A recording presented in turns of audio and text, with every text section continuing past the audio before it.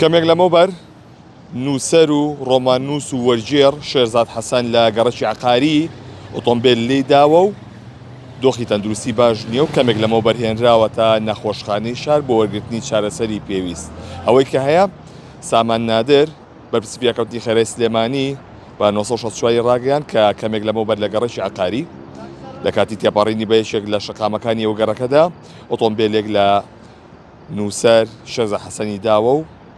برینداری کردووە کە برینەکەی باش نییە، کە دۆخی تەندروستی باش نییە و برینەکەی سەختە، زیان بەر سەری کەوتووە و لە ئێستادا هێنراوەتە نەخۆشخانەی شار بۆ وەرگرتنی چارەسەری پێویست. ئەوەی کە هەیە نووسەر و ڕۆماننووس و وەرجێڕ شێرزاد حەسەن یەکێکە لە دیارترین نووسەرەکانی کورد کە لەدایکبووی گەڕەکی خانەقای شاری هەولێرە کە لەدایکبووی ساڵی 1950ەکە چەندین بابەتی وەرجێڕانی هەیە کە نزیکەی 20 بابەتی وەرجێڕانی هەیە بۆ شانۆ و ڕۆمان و کورتە ڕۆمان و کورتە چیرۆکیش کە ئەمڕۆ لە گەڕەکی عقاری ئۆتۆمبیل لێی داوە و بریندار بووە.